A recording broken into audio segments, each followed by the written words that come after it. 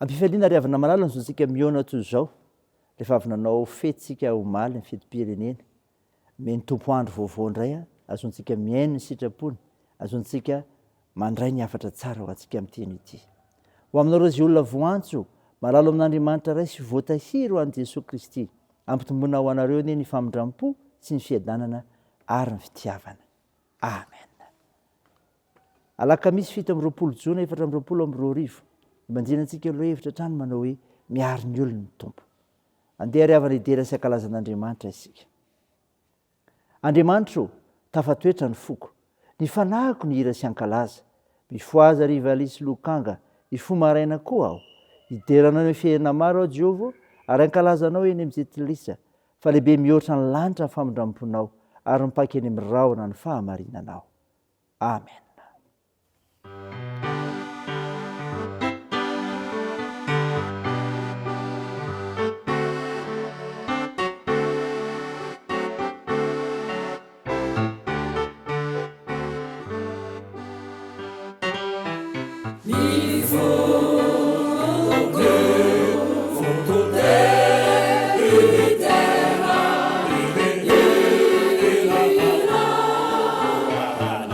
Ooh.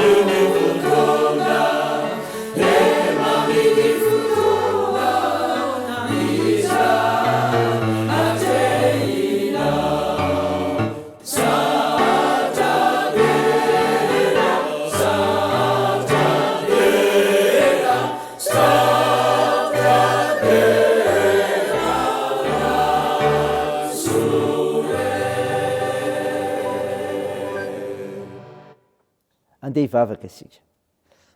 Ry Jehovah Tompoandriamanitra io, Andriamanitra mpanazava ianao, ary mitarika sy mahay mampiaiky ny olonao ny famonjena ataonao no ny serinao.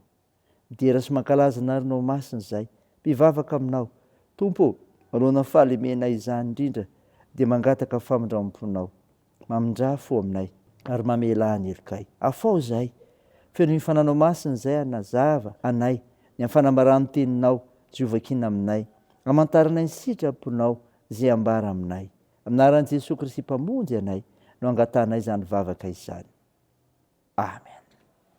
Ny ofinainao antsika amin'ity unité ry havana malala dia hitanao amin'ny epistily voalohany soratan'i Paoly ho an'ny fiangonana tany Tesalonika. Tesaloniana voalohany toko 5 manomboka ny 1:4 ka hatramin'ny 1:12 mivaky toy izao anaran'i Jesosy.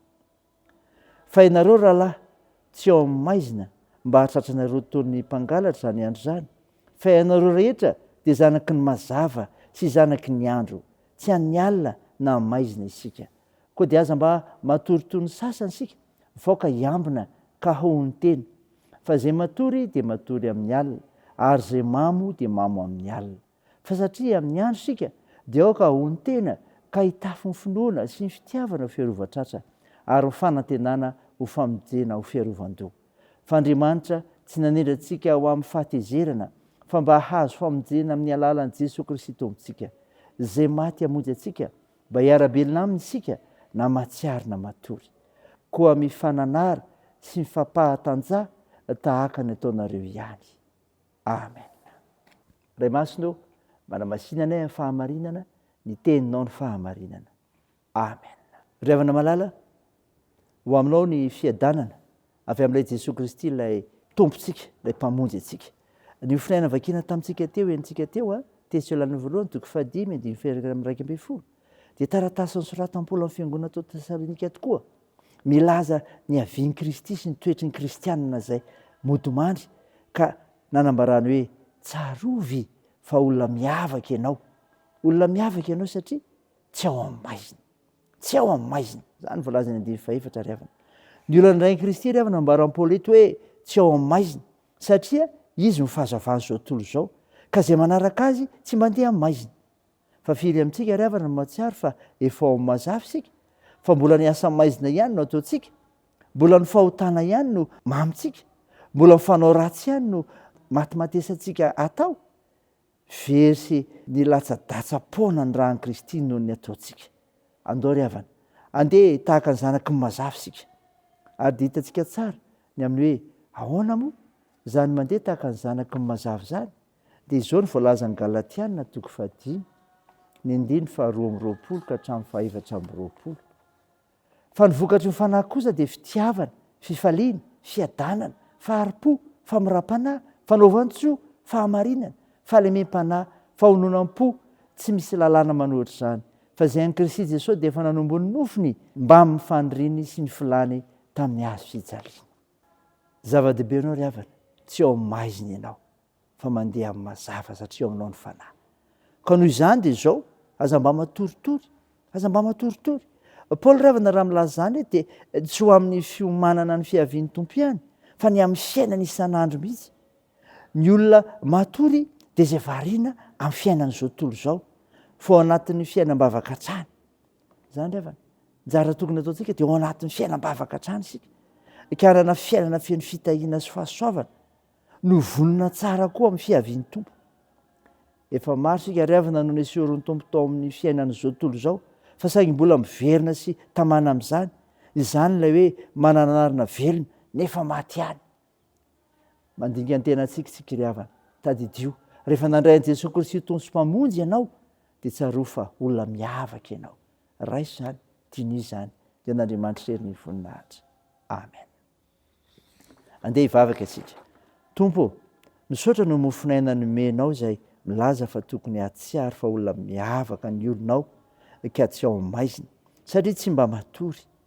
Tompo, mametraka manokana ny tokantranonay aminao izay ho tarihinao, ka ianao no miara-manapaka sy mandidy aminay ary manam-pahefana amin'izany. Eny hamonjy hampahenanay amin'ny fahoriana menjady aminay.